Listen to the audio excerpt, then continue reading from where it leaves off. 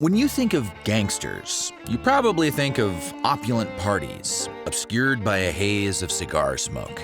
And who's smoking those cigars? Chances are, you're imagining powerful men in smart suits and brimmed hats. But in reality, one of the most notorious gangsters in the game was a woman, one so ruthless that Pablo Escobar himself admitted he was afraid of her, which is why today we'll be chronicling the scandalous life of the woman who terrified Pablo Escobar. Before she ever came to be one of history's most vicious criminal queenpins, Griselda Blanco Restrepo had already lived a life of ill repute. Accounts differ on exactly where she was born, but it was either in Santa Marta or Cartagena, Colombia on February 15, 1943. 3 years later, her mother, Ana Restrepo, brought her young daughter to the city of Medellin, which is where the trouble truly began. Medellin wasn't exactly a thriving city known for its family-friendly atmosphere. Its fledgling industrial efforts were on shaky ground thanks to political upheaval. Living there meant constant hardship, and it was a hotbed for criminal activity. It was a city in turmoil, vulnerable to any and all who were willing to take advantage of it. Not unlike Blanco herself, she was introduced to the seediest parts of Medellin at an early age thanks to her mother's involvement in sex work. These unfortunate formative experiences hardened Blanco against the world, and it wasn't long until she was searching for ways to take her fate into her own hands. According to a story told by one of her later lovers, Charles Cosby, Blanco committed her first major crime at just 11 years old. She and a gang of poverty-stricken children made the dangerous trek across Medellin to kidnap a wealthy boy from a more upscale neighborhood in the city. Their plan was to extort the boy's parents for ransom money. But when things went awry, Blanco got more than she bargained for. With encouragement from the other children, Blanco ultimately ended up shooting the boy. And if the story is to be believed, then this was the first life Blanco took, but it would be far from the last. By the time she reached adolescence, Blanco had become a seasoned pickpocket and started working as a prostitute under her handler, a man named Carlos Trujillo. Trujillo was a petty criminal in his own right, known mostly for forging fake documents for Colombians looking to flee to America, and he would later become Blanco's first husband after she ran away from home to escape the abuse of her mother's then boyfriend. Together, Blanco and Trujillo expanded their enterprise to include the illegal growing and distributing of marijuana throughout Medellin and the neighboring towns. While continuing their crime streak, they had 3 sons, all before Blanco turned 22. But by the mid-1960s, Blanco divorced Trujillo. Shortly afterwards, she met and married Alberto Bravo, a smuggler for Pablo Escobar's Medellin cartel. And in 1964, Bravo had saved up enough money to fly himself, Blanco, and her 3 sons to America, where Blanco would continue to work with Trujillo while helping to build up her new husband's extra-legal ventures. Unfortunately for Trujillo, his business partnership with Blanco wouldn't last much longer than their marriage, and neither would his life. Just a few years later, around 1970, she put out a hit on her handler turned ex-husband. Apparently, the pair had some sort of business dispute, and Blanco decided the easiest way to settle it was to snuff him out. This one merciless act would lay the foundation for the rest of Blanco's life. She was no longer a child being goaded into action. She was a woman in control, and she would do everything in her power to stay that way. While living in Queens, New York, with Bravo and her children, Blanco wasted no time getting a foothold in her new stomping ground. She and her second husband established a successful cocaine smuggling operation in the city, and to cover their tracks, they started a clothing import company that would explain away their impressive income. In addition to that clothing import company, Blanco had the deviously brilliant idea to open a factory in Colombia, which manufactured lingerie with hidden pockets made especially so women could traffic drugs out of the country and into the United States. Though her and her husband's shared enterprise became known as the Alberto Bravo organization, Blanco was acquiring a reputation of her own. Her business acumen and cutthroat attitude made her infamous within New York's criminal underbelly. They were raking in millions monthly and bringing countless pounds of illicit substances across the border. They were practically legends. But as their notoriety grew underground, It was only a matter of time before things bubbled to the surface and they garnered mainstream attention. In April of 1975, the NYPD and DEA went in search of evidence of Blanco's involvement in illegal drug trafficking, and they found it. The investigation, which was dubbed Operation Banshee, resulted in over 150 arrests, with Blanco among them. It was the largest case ever uncovered at the time. She and 30 of her underlings were brought under federal drug conspiracy charges and released with an impending indictment. But by the time a judge approved the indictment, Blanco had done what any sensible criminal mastermind would do. She made a break for it. She, Bravo, and her 3 sons returned to Colombia before the police ever had the chance to knock on her door. But while she escaped the feds, she did not escape notice. Blanco became known in the press as the Godmother and the Queen of Cocaine, which she welcomed with open arms.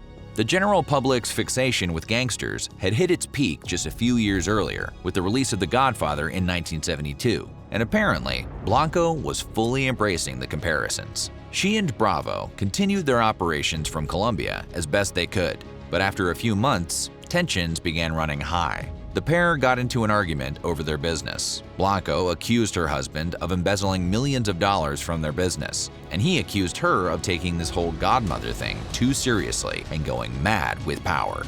Biting words turned to biting bullets as the two got into a gunfight. Blanco suffered a stomach wound and survived, but Bravo wasn't as lucky. A lethal headshot administered by Blanco ended his life in an instant, and she took 6 of his bodyguards down with him. She'd come a long way since that childhood kidnapping. With Bravo out of the picture, the Godmother had become the sole owner of a massive illicit empire, and she'd earned herself a new nickname, one she would not embrace so eagerly: the Black Widow. In 1978, Blanco married her 3rd and final husband, a man named Dario Sepulveda. She met while running her business in Colombia. There's very little information about who Sepulveda was prior to his involvement with Blanco, but what is known is that the two of them had a son. Blanco named her 4th and youngest son Michael Corleone Blanco, after the iconic fictional gangster portrayed by Al Pacino in The Godfather. So maybe Bravo was right, and Blanco's Godmother nickname really had gone to her head. She, Sepulveda, and their son secretly found their way back to America, but New York was still too hot. The moment she stepped foot there, the feds would be all over her. She had to settle somewhere else, somewhere rich with opportunity, somewhere like Miami. Miami, Florida, already had a well-established cocaine pipeline thanks to the ever-increasing activity of Pablo Escobar and his Medellin cartel. But Blanco wasn't afraid of a little competition. After all, she had a sizable operation of her own and a propensity for cruelty that had already become common knowledge among Escobar and his crew.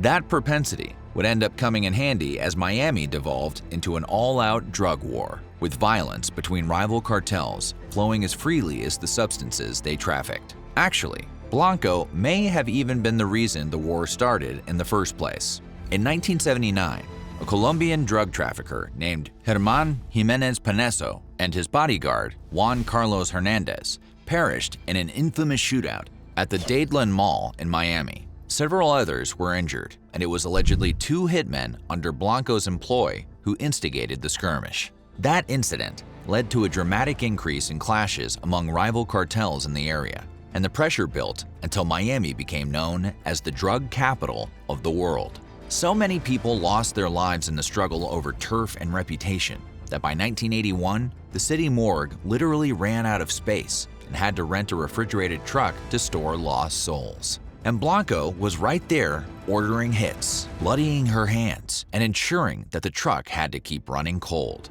She especially favored a technique where her hired hands would mount motorcycles, take out their targets, and tear away with a speed and maneuverability not easily accomplished by a more traditional drive-by in a car. It was through techniques like this, and her liberal use of them, that the other cartels began to truly fear Blanco. Pablo Escobar himself even reportedly said, "The only man I was ever afraid of was a woman named Griselda Blanco." By 1983, Blanco's lust for power, control, and carnage would once again reach a boiling point. After she found Sepulveda to be cheating on her, the two separated and a custody battle ensued over their son.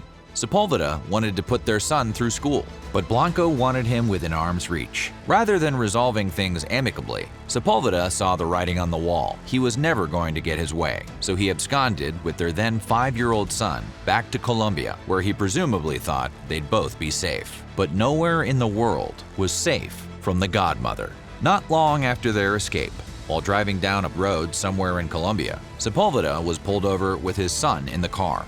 2 men, claiming to be police officers, ordered Sepulveda to step out of his vehicle, and then they executed him on the spot in front of his son. They were not police officers, but rather hitmen, and it's strongly suspected that Blanco was the one who gave them their target. Her son was returned to her in Miami, and the pair lived there together for another 2 years until Blanco's fast life of crime finally caught up to her.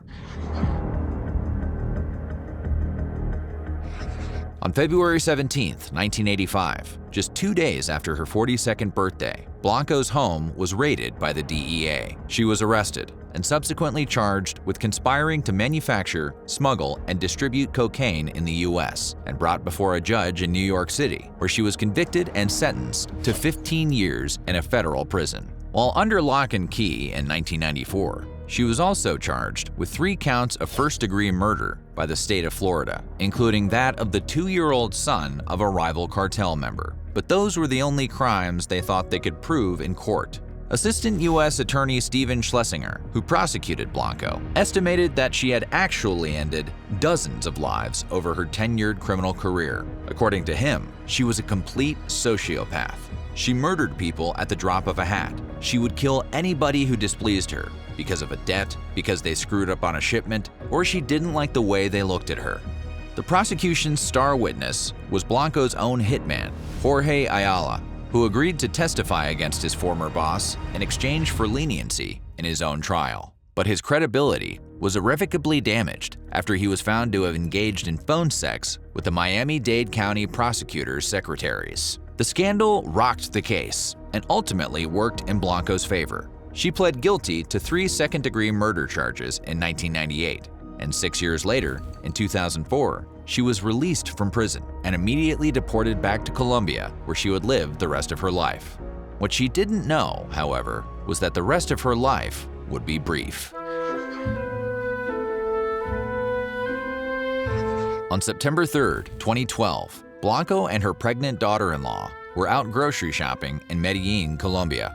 The 2 of them went to a butcher shop, and as they left, an assailant on a motorcycle fired 2 shots in their direction and sped off. The shots hit their intended target. Blanco suffered 2 direct head wounds and perished instantly. At just 69 years old, the Godmother was dead, and to add insult to mortal injury, the Florida police told the Miami Herald that they thought she'd been dead for years, meaning that not only had Blanco fallen, but so had her empire. She and her enterprise, the thing she'd fought so hard to build, was no longer even a blip on their radar. The same year his mother died, Blanco's son Michael was put under house arrest in 2012 and charged with 2 felony counts of cocaine trafficking and conspiracy. His probation ended in 2018, and since then, he's spoken publicly about his mother on several occasions. Since she'd been in prison for most of his life, Michael barely knew her. He was raised by his paternal grandmother and other legal guardians throughout his childhood. But according to Michael, his mother found religion later in life. She became a born-again Christian and did her best to live quietly until the opportunity to do so was taken from her, in the exact same manner as she'd ordered so many others to their deaths. There's something tragically poetic about that end. And perhaps that's why her life has been since immortalized in documentaries, rap songs, novels, and a Netflix miniseries starring Sofia Vergara.